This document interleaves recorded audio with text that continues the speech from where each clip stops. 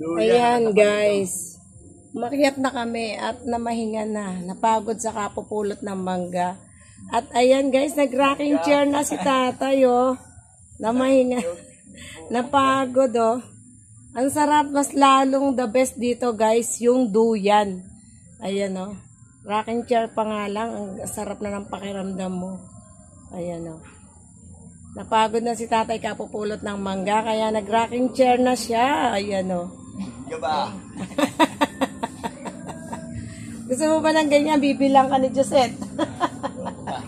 Di pa panahon. Josette, bilang mo daw tatay mo ng ganito. Rocking chair.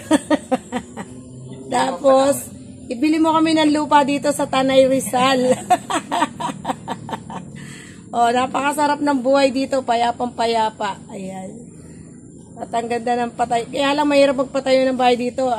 Step-step bago ka makaakyat ng mga gamit. At guys, ang gaganda talaga ng gamit ng kumare ko. Oh, lamesa pa lang.